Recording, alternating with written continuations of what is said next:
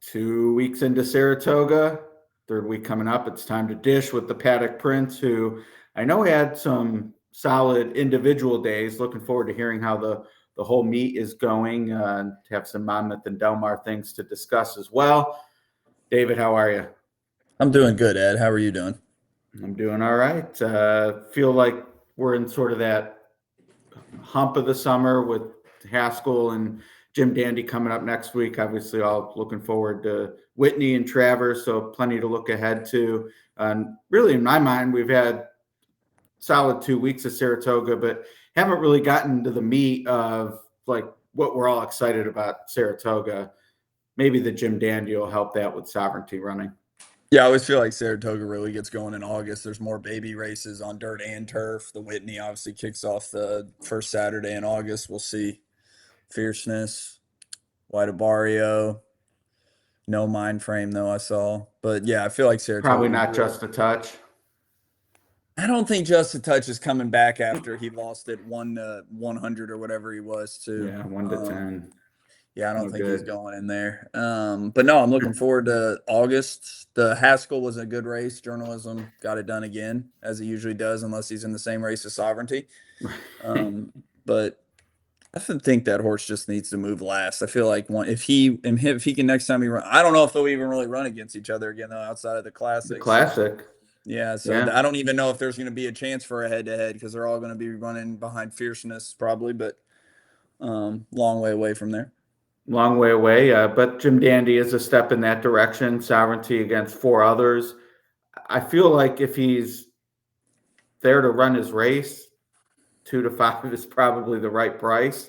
But I mean, with Mott, I'm fully accepting if you want to say this is a prep and we're not going to see Sovereignty's best.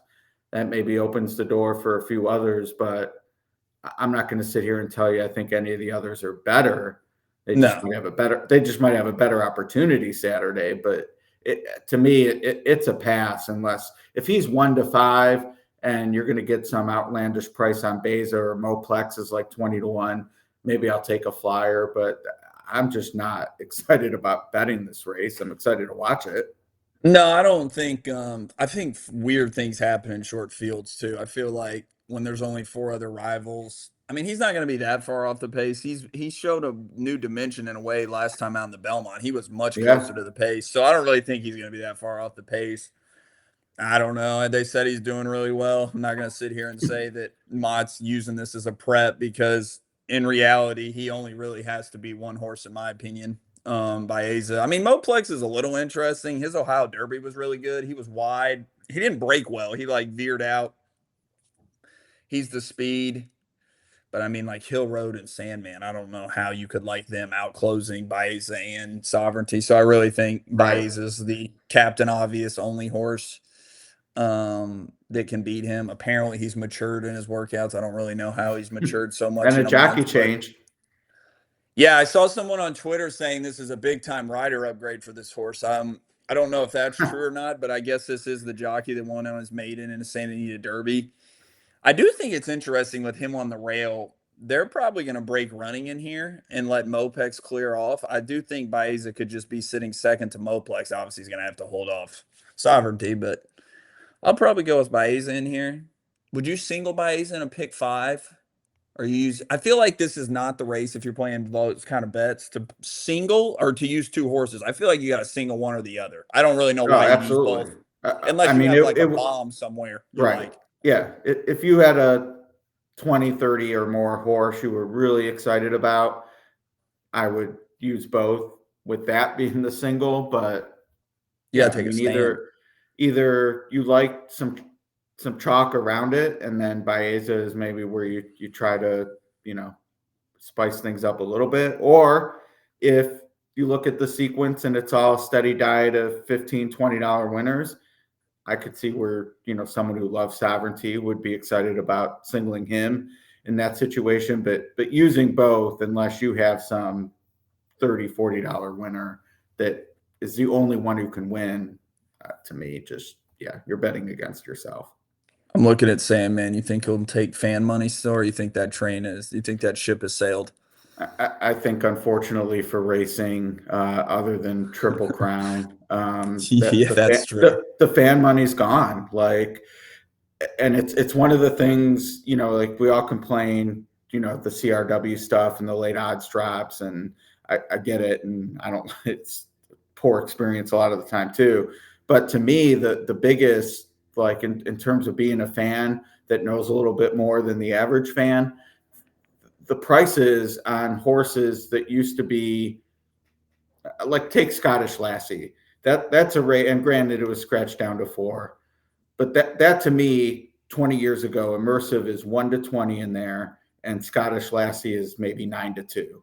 But the money's smarter, and you just don't get those kind of prices anymore. That was interesting betting. I don't know why everyone thinks immersive is. She was slower than Scottish Lassie on all figures. Yeah. I don't know about rags, but buyers and some other numbers, she was much No, I slower. mean, I was excited to play Lacara, and obviously that once she was out, the race I passed. The car would have been in trouble. You think? Oh, against the way Scottish Lassie ran, yeah. Yeah, I don't know. It was kind of hard to tell because Scottish Lassie kind of had everything her own way, especially when Lescano didn't show speed. But Alabama seems like it's going to be a better race than the Travers this year because it doesn't seem like journalism's coming back. So No. Alabama could be interesting. It'd be interesting to see if Lacara goes to the test or the Alabama though, because they already Right. have not immersive. What's the Nitrogen. Yeah. I don't know if And Cox Lacara has good cheer and immersed maybe immersive. immersed in the ground. Yeah. She's not going forward at this point. Well, we mentioned Pratt, and I am not one of those that have ever going to call him getting off a jockey upgrade, because I do think he's among the best going. But we'd be remiss if we didn't acknowledge that he is not having, at least certainly by his standards, a great Saratoga meet. On the left, turf, which you would think is his bread and butter, because he rides so much for Chad Brown, just 2 for 21. Horrible HRN impact. Dirt a little better, but still the impact indicates that he is not winning as much as the odds would indicate. And we'll get to the Ortiz brothers in a moment, but is it Pratt? Is it Brown? Like what's going on?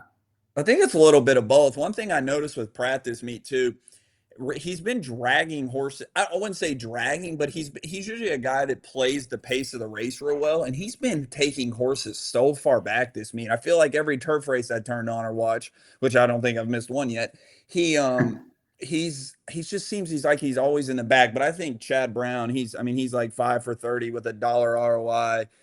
Pratt only has 7 wins on the meet, only 2 turf wins. I think it's a little bit of a correlation. I think if we dish in 2 weeks, Chad Brown could have 15 wins, 8 more on the turf. You could easily say Pratt might have 8 more turf wins by then. So I think it's a little bit of a correlation of both of them struggling to start the meet. Moving up the chain, Santana, which been riding great. I forget who it was. Someone called their shot though. I wish I should have looked it up to give him a hat tip. But before the meet, someone said, I remember reading the tweet, Santana is going to be my money rider, and 7 wins. I mean, percentage-wise, about par, but they've definitely not come on the most logical of contenders, robust HR and impact. So, yeah, he's riding well. He's won on 2 $40 horses, both last week. But the smartest thing he ever did was he actually rode in New York full-time this spring and summer instead of riding at Churchill where he kind of was losing business. He got in pretty much every barn. I mean, I don't have it in front of me, but wait, I guess I could add him up. I mean, I think he has like the 3rd or 4th most mounts in the meet. So he's riding in a lot of races. So him riding in New York spring and summer really got him some business all around. I mean, he won a maiden race for Pletcher the other day. I know some of the jockeys were out of town, but he is getting horses for big time barns and he's riding in claiming races and he's an aggressive rider. Yeah, no, that's the benefit of doing it, as you noted in the spring, is it's not uncommon for these jockeys to be out of town, especially with Keeneland going on. So you get a lot of opportunity to ride for some barns that he certainly would not have in Kentucky. Joel Rosario, another maybe a little bit of a renaissance for him. I know more than a few kind of have had him buried over the last few years, but riding solid based on these numbers. Yeah, he's buried himself a little bit in the last year or two, but he Fair. did. I know a lot of people don't on a day-to-day basis pay attention to the Belmont and Aqueduct meet in terms of, jockeys all over the place. He rode really well there. His percentage was really good, and then he's kind of carried that over to Saratoga. He's been riding speed horse. He's been sending horses more. He kind of was last couple of years was taking horses back for no reason. He's been more aggressive, and he's one of the best front end riders. So I'm not surprised that he has a good impact based on the odds he rides and how aggressive he's been riding. Aggressive is key. Wish more were like that. Javier's on the duck. I didn't even notice that. 0 on both. Kendrick, I thought was interesting. 0 for 13 turf. 6 for 26 on the dirt, though. Linda Is Rice. Okay. I mean, I don't think all 6 wins are for Linda Rice because I know he won with a drop down for Pletcher the other day. Right. I think Yeah, I mean, I would say most of those are Linda Rice. Linda Rice doesn't win too many turf races. Lescano and Carmouche have a correlation, obviously, with Linda Rice. So if she's going well, they're probably going well. Good to know. And no matter who the trainer is, seemingly always going well, or the Ortiz brothers. Hate to lump them together. They're certainly their own individual, especially with Jose doing so well. Churchill this past spring, but I mean, there's no debate who the 2 best riders at Saratoga are so far. Well, Jose made that move to the fairgrounds. His career has taken off Yeah. again. And then he carried that Yeah, on. another example of getting in some different barns and got all the Kentucky connections, from the winter. Took Churchill, had a huge Churchill meet, won the meet. He's got a couple wins for Joe Sharp. He's got a lot of live mounts for Kentucky people, Cherie DeVoe included. Mm. And then Irad, I mean, everybody knows I like Irad if you know me. I mean, even if you take that $50 winner out in the honorable miss on Sunday, his ROI is still over $3, which is kind of crazy because that was a $50 horse. Yeah, I mean, most people, you would think, $50 horse, it inflate the numbers. I think it's like 378 right now for his $2 ROI. Even if you take that out, he's still over $3, and I guess that's why you see such a high HRN impact on, especially the dirt. Yeah, no, he's he's who you want on your horse if you're live for money, or it's not often he pays 50, but even if you like the horse for whatever reason and you see him on at 6 or 8 to 1, like that. And he struggled a little last year, honeypot. to be honest. Like, he won the meet, but Pratt had all those stakes wins. Ira didn't have one grade 1 win last year at Saratoga. So even though he won the meet last year, his impact and ROI was terrible. So he's brought it. No. Back with a vengeance. And as you noted early, haven't really had that breakthrough 2-year-old performance yet, I don't think. No, the horse on Saturday emphasis with the huge Steve Asmussen, was it Stradit, something like that, whatever. The $1.3 million Yalpon that missed the break. That race only got a 71 buyer. I don't know what numbers you all gave it, but it didn't get a super high. Did not get a super high buyer, so we really haven't. I guess the obliteration, the Asmussen 2-year-old that won the that horse got a good number. Stout. I'm sure I think he's running against is it Dazzle Diorio, the Amos horse that won on debut, like closing day at Churchill. He's running in the Saratoga Special, so I'm sure we'll see a couple. All right. And is the Delgado filly coming up for what's the Delgado? Is that Mystic something? Oh yeah, she's coming to the what is the filly race? The second one. I'm blanking on it. Not the Schuylerville, obviously. Spinaway's the last one. Saratoga Special is the boy one. Adirondack. Is that Adirondack? Well, we have the technology. Yeah, this is embarrassing. Yeah, she is coming to that race, so she obviously won the Schuylerville. She won the Tremont against boys. Tremont. You're right. She did win the Tremont against the boys. Yeah. And they skipped the last race point to it's Adirondack, isn't it? I'm going to look like an idiot if it's not. It is the Adirondack. Whew. The YouTube comments would have been we got on there, me for that one. Torched us. Have you ever sat in an Adirondack chair? I don't know I've sat in a gamer chair. I don't know what an Adirondack chair is. It's like those huge white patio chairs, like that you see on porches. They recline, but they're I'm gonna Google this when we get off. all And on the right. next dish, I'll let you know if I Well, sat in an we'll Adirondack have, chair. we'll Because we'll have the probably big be talking about reveal. the Adirondack. That's true. Yeah, and some trainers. All right, so right now it sounds like Fierceness is your top horse. Yeah, How many older horses before we get to Sovereignty? 2. Two, mind frame. Yeah, but I do think, yes, I would say at the moment. I mean, Mind Frame had won a Grade 1 sprinting and routing, so I mean that's pretty impressive. Not a lot of Right. horses. I think the only other horse in the country that could do that is probably a stablemate. I don't know. I mean, like Sierra Leone, White Barrio maybe, but that horse is Yeah, he's just. not a miler.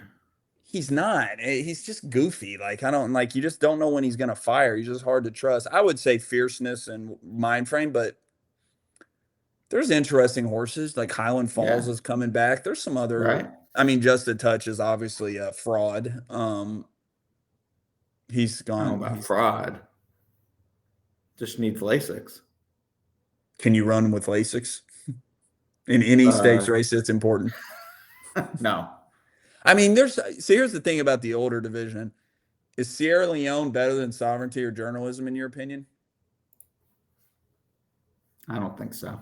Because I think Sierra Leone, he's going to be a bigger price moving forward. And I Right. think I would, if he's 10, 12 to 1 in the classic, because Oh, everybody, absolutely. I would rather have him going forward. Yeah. If Sovereignty wins the Dandy and the Travers, he's going to be, I mean, I don't want to say the favorite because you never know if Fierceness or somebody runs a crazy Right. race and they're healthy, but Yeah, he's going to be Forever a top Young's going to come over. He'll take money. He will take money. And he'll finally maybe win a race in the U.S. Plus, they know Brian will have his best ever horse in the Classic. That's never stepped foot on the dirt. That was wild last year, man. Who was that horse? City of Troy. Was that only last year? That feels like forever ago. I know, it does. Because it took him forever to finish the race. Yeah, and we forgot about Nisos. Oh, yeah.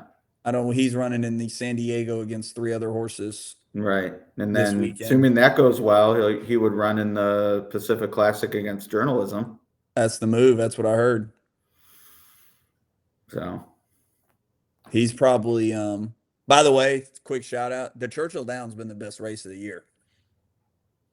that was the Surf 7 furlong race mind frame one. And then Bookham Danos won 2 out of that race. Nisos was in that race. Banishing won again this past weekend. Mulligan. He won some made up race at Ellis Park, some new race. It's like 150. He won by like a whisker. He beat Booth on the wire. Oh, all right. Booth. Key race though, that race. Yeah. Churchill Downs. It's been stout. Good shout. That's what I do. A shout out to Churchill Downs. That's what the dish is all about. Good dish shout. It is. All right. What do we got this week? Just Del Mar and Saratoga or? Yep, Del Mar and Saratoga. When is Arlington or Colonial Million Day, whatever it's called now? That's the week after the Whitney. 9th, yeah. So it'll be Saratoga Del Mar for me, and then I'll do Colonial Arlington Million Day on the 9th. All right. Are you going to do West Virginia Derby Day? I don't even know when that is. It's I think the day after the Whitney. They're running on a Sunday. Yeah. That's smart. I know. Might attract some jockeys. Right. And they have a new regime there, and they had some good handle gains. So how much is that purse still? It's like 700. Isn't it something crazy? Yeah, it might be 500 now, but yeah, a lot of I mean that used to be 750, and then they had like 3 other $250,000 races. But Brad Cox and Steve Asmussen will be loaded for bear for those races. Right. Yeah. Yeah. Brad's Saudi Crown maybe. That's exactly who will be there. Saudi Crown will be there. I need it. He's on my fantasy team, and his fantasy team during the season. What do you get a point a win or something? I mean, it's the usual like points for graded stakes wins and stuff. Man, who keeps up? That's a lot of keeping up. Oof. Marty. I do Derby. We go January 1 to not to Derby, to Belmont. Belmont. Yeah. Get me in there. I will get you in there. I've come third every single year. Can't get over the hump. Wow. It's third. I'm like Sierra Leone. He did get over the hump, though. Oh, yeah. If you call that. Yeah. That's another story about him. He's one of the best, most overrated horses of all time. He got so, if he did not get that pace and win that race, I mean, he's like 4 for 14 lifetime, and people talk about him like he's made a lot of money. I know he won the right race, got on the right day, and he was a champion because I mean, and the Derby is the one race, or the Classic if you're a 3-year-old. Like when Medina Spirit was second, like people thought that meant something. He rode for second, though. There are very few races where like second actually means something to esteem, and the Derby being one of them that he was second. So, who beat Medina Spirit? Was it an Asmussen horse or Nick Sco? That's who it was. I knew it was a speed horse, and they rode for second. I remember that. Like he didn't press him at all. Right. Oh, they definitely rode for second. Which suits my argument because I was on the other Cox. Oh. Essential Quality. Fortunate horse, but he had no chance once the stablemate was alone. He didn't run at 4 either, did he? No. He had a long career. Godolphin needs the money. He needed to be retired. 2-year-old champion, though. I wonder if Sovereignty will run it for her, or the Sheik needs the money. We'll see what happens. I mean, they talked a big game about that was part of the no Preakness. I don't know how you don't go with that horse. I know it does. I don't bring money again, but I don't know how you don't go to the Dubai World Cup with that horse. Well, yeah, they've said that since the Derby. Yeah, you prep in the Pegasus or something, or some race at Gulfstream, and then you go to the World Cup. Yeah, hopefully journalism. That'd be cool if he came back too. I'm less optimistic about that. I am too, a little bit. He seems more like a real. He just looks the part. All these races. Curling. I mean, not that Sovereignty doesn't have a nice pedigree. No, I know. But I'm with you too. The physical standpoint, I mean, it's journalism. I mean, I just feel like I agree with you. I think he has a less likely chance to be running next year. So. But, I mean, you have Fierceness, Mindframe, and Sierra Leone all going to stud too. So I'm sure that's Mindframe is? I would think. Yeah, he has won 2 grade ones this year. Fierceness. Claiborne needs a stallion. So. Yeah, and he's going to be a big time one because of his grade 1 wins at different distances. Right. Who's he by? No idea. Let's see. Constitution, isn't he? Is he Constitution? No, the Dam is by Constitution. Walk the Stars. No, he's by Constitution. Oh, okay. Is the Dam like Walk the Stars or something? Yep. Walk of Stars. Who's she out of? That's my last question. Bred in Maryland. How about that? He's a Maryland bred. I did know that because I remember the owner Larry Johnson, he's like one of the only ones he sold was this one. Like he doesn't sell a lot and he sold this one. But he kept his sister, I think, who runs now, maybe her brother just ran or something. Yeah, just had debut last week. Well, that's a good eye by Ripoli's people to pluck a Maryland bred. As long as it doesn't matter how many you buy 200 as long as you get one right. That's right. That's what they say. I mean, especially Stallion Prospect. 2 of them. Big money. Who's the other one? Well, Fierceness, but they didn't buy him. Gotcha. But they didn't buy it. He wasn't bought. So yeah, he's in good shape. Those colors don't run. Oh, did you say they don't run? Well, they do run, I guess. I feel like they run. I more meant they don't fade, like when colors run. Yeah. Speaking of colors, your picture behind me, I've been staring at it the whole time. Nice colors.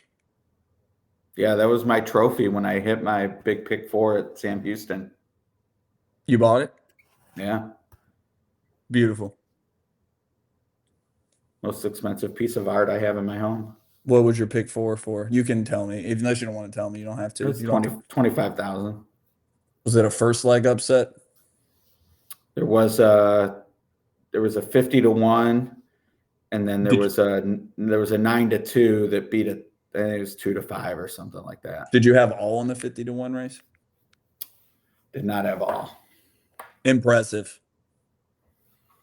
Yeah, it was a B. B's are fine sometimes. Yeah, and then at the 9-2 that beat the odds on was an A, and I would spread after that. So Now you can't bet Sam Houston. I know, it's kills me. Can't even watch it. I bet Emerald when I can though, because it's the same announcer, Tom Harris. Oh yeah, Bill Downs is at Finger now. Yeah, that's right. Yeah. So, well, that's the dish. Longest dish to date. Well, a lot of topics. Hope all the fans enjoy. No, they did. All right. Good luck, everybody. Good luck, everybody.